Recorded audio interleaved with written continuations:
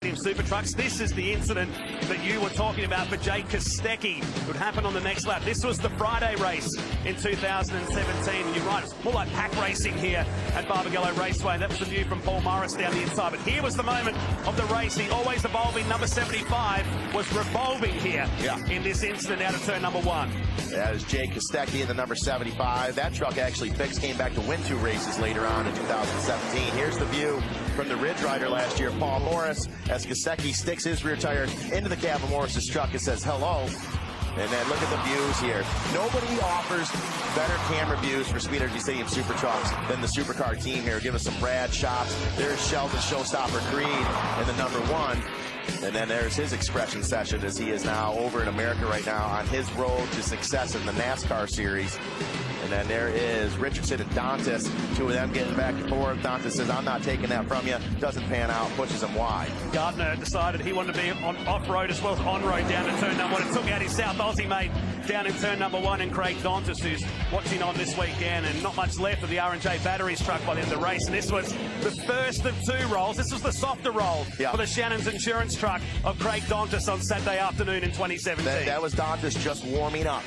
Just getting warmed up. Bit of an entree. And then there's Robbie Gordon. He gets to the inside of what was the Royal Purple driver last year of Gavin Harlan. And Gavin tries to give it back to him here. Gordon gives him a little bit of room, goes a little wide. Harlan doesn't quite have what it takes to get in there. So this is race number 2 of 2017. Gordon and Harlan. Good finish there, and Creed coming in 4th back there. So not what you normally see out of Sheldon Creed, but as the weekend rolls on, Sheldon's efforts progressed. But then we come to Sunday, and the closest finish in the history of Speed Energy Stadium Super Trucks. They were 2 wide, 2 deep across the tracks here, but 2 rollovers would mar this race, and this is the first one for Dantas, who went end for end. We saw Nolan go side to side in his rollover, but he made sure the Shannon's Insurance truck didn't come back out for the rest of the day. And the pint-sized racer from Adelaide, I don't think he was cheering saying, look at me, look at me. He was frustrated with that one. I'm alive. Yeah. And there, another get off there. A couple more trucks off in the Toolies. That was Melbourne right in front of our commentary box last year, cutting up the grass in that True Fuel 50-to-1 ratio entry. And then Gordon, last lap lunge on Sheldon Creed, and they went to the finish line. Side by side, they landed by 22 ten-thousandths of a second in that final race here at Barbagallo last year. And then the Morrison-Richardson gate, as we like to call it, came to an end down the sand trap in turn number 7. This is what it looked like side on. This was amazing. Look at that. And there goes Sheldon like, no, I'm going to be part of this shot too, trying to squeak it in there. It's a Speed Energy truck just in front of him a little bit. Sheldon Creed, the Safecraft Safety Equip truck for 2017 here at Barbagallo. What a close finish. Oh, boom, just sets it down at the finish line. Sheldon's like, yeah, I took it. And now these 2 guys, great friend. Back down the front stretch now. Oh, Nolan, can you hang on to it? No, big rollover for Nolan. And a wheel has come off and hit the bridge just at the bottom there. And Nolan, a series of rollovers now for the Heyman's Electrical Clipsal, number 21. And we'll go red here at Barbagallo. Nolan getting sideways off that ramp there. As we saw the last 2 laps, now we're up to speed. We're not practicing. We're not qualifying. We're not doing a shootout. Right now, it is a mano-a-mano. These guys hard on the gas. Nolan gets a little unloaded sideways, can't quite collect. Goes off with about 3 wheels there. The ramp goes sideways. And just as we saw, similar to Dantas last year, you got to have all 4 on there. Didn't have enough time for him to collect himself. He's in the background, so he's got 2 wheels, almost on the entire. It's moved the ramp across the right-hand side, and 5, 6, maybe 7 rollovers as the left rear wheel parts ways with the 21 machine, and lots of damage. It's the Matt Nolan truck, and the race has come to a stop. There he is out of the car, getting his helmet off. As first glance, he looks okay. You saw as soon as he came to a stop, he put his shield up for a minute. You can hear the crowd round of applause. And there's our safety workers, a bit of a smile on him. So far, so good. But I guarantee they're going to take him to medical, give him a check out here. But a wild get off for Nolan there as he goes 2.5, maybe 3 wheels off the ramp.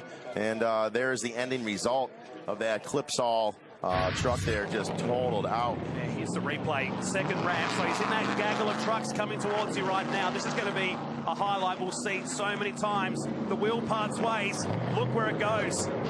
And just gives the bridge a shake. Now, just to reassure people, nobody can walk across those bridges when this race is on. Look at that wild, wild ride.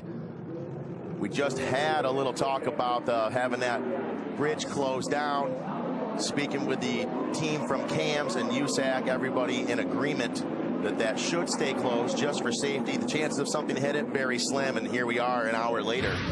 So perfect example there is there everyone is at the scene of the crash. Nolan looks like he's okay right now. He will be checked out in medical, and there is your current leader, Arie Luyendyk Jr., number 25 in the TI Systems truck right there, and buried deep down in the sod there. You see those Hawk brake pads, their rotors, deep down the grass. It's going to take a moment for them to clean it up. Hopefully they'll get on the gas and get that thing out of there quickly. It's already wrecked. They don't need to be fancy. Just drag it out of the way, and let's go green flag racing. They've built tough, these trucks. They went back to the States for a refurb during the off-season last year, shipped back out to Australia for the first round in Adelaide. That's how it looks at the moment. So Luyendyk Jr., the big mover and shaker in the race right now, who leads with the race coming to a stop, and dare say that will be the comp caution for this race when we get back going. They'll have to readjust that second Toyo Tyres ramp here on the main straight. Luyendyk Jr. from Hoffman, Gardner, Harlan and Morris, your top five. Bill Hines, who started on the front row, is now in sixth position. And Blade Hildebrand and Cole Potts, the two rookies to this year's Speed Energy Stadium Super Trucks, back in 7th and 8th position right now as the Clipsal Heyman's electrical entry gets put on the back of the tilt tray. And a lot of work to do for our team. They've been very busy for the last few weeks with Long Beach and, of course, Baja just a couple of weekends ago. Sadly, you know, we always want to get new talent in Speed Energy Stadium Super Trucks and things. Problem being is, you know, it is baptism by fire out there. Now, of course, Nolan, he had raced with us a couple years ago in Surfers, but this is a different track. It's a tighter track, a more violent track, if you will. You can't get away from one another out here. All these competitors are right on top of each other the whole time at Barbagallo, which makes it so great. But at the same time, just as last year, we saw Jake Kostecki, you know, coming in as a rookie, and Nolan ultimately as a rookie as well. And at a course like this, if you don't have a lot of seat time in these trucks, you're asking for trouble. Yeah, no you know, and so sadly enough, this incident had happened. Luckily, it looks like Nolan is okay, and hopefully we'll be able to get back to green flag racing here. But I would have to imagine this is not going to be a 14-lap race. It will be shortened.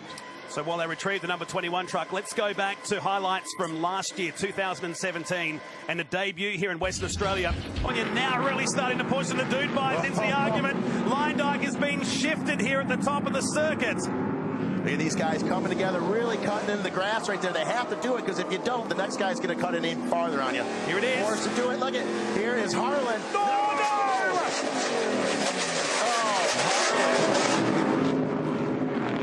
Squeezed at the last moment, and trucks scattering everywhere, including Cole Potts, who came in at a high rate of knots. We're gonna have to see just exactly how that was. He got a little bump from Luyendyk, didn't really have anywhere to go. I don't think Luyendyk was trying to take his line away. He was being smart, going center up the ramp, and got into Harlan. Oh, tough roll over there in Harlan. I'm telling you, the kid in the last couple laps found a gear that no one else had. He was about to win this thing. That went on forever, didn't it, when he hit that ramp? And for the second time, the yellow comes out this race, and the road pod number 55, he opened the door. He says, roll it over. And there he is. He doesn't want to get out. He wants to push on with this. He says, get me back on four wheels. I want this. That's not easy to do. No, Team Trouble are pretty good back at home, though, aren't they? They need to quickly hook a strap to that truck and roll that thing over and get them rocking here. Rolling it over but with manpower alone is not going to cut it. So Gavin Harlan, man, what a great run he was putting in. The kid struggling yesterday in qualifying, having a bit of a transmission issue. Got that resolved. Did pretty well in the shootout today. Not what the result he wanted, but now he is ready to go. Saying, roll me over, man. Just going to hang on here. Here's the replay looking outside. So Luyendyk comes out the corner. Harlan saw a gap there, and then Luyendyk, they ran out of ramp, basically, and lucky not to roll it any further. He got so lucky on that one. Very lucky. Look at Potts. He pulled out behind Brabham, unsighted. Wow. Wild ride right there. Here it is one more time. Two of them getting together a little bit. It was milliseconds. Yeah, reflexes would have even helped on that one. And watch Potts arrive on the scene here. Oh. Let's see it one more time here. Harlan, real racy, finding another gear, goes to the inside. Am I able to make it happen? Not a lot of ramp, enough to get over until he got pushed a little bit.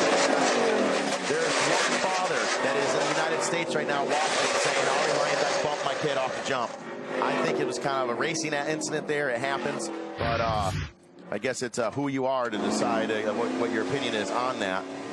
And they're going to get the 55 back onto all four wheels. Yeah, roll them over. They're built tough. These Stadium Super Trucks, he'll refire it. He's fired up. Will have to come from the back of the field here as time is starting to beat us with 3 on the scoreboard still.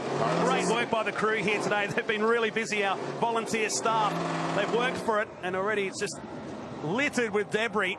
Some fans will be chasing these hoods later on. And there is Gavin Harlan's bonnet, if you will, Matt. Oh, so I'm saying hoods today. You say hood, I'll say bonnet. Okay. So there's Gavin Harlan's bonnet there, and as he regroups, he's coming from the back of the pack. Which the saddest thing is now this takes him out of the overall for the weekend.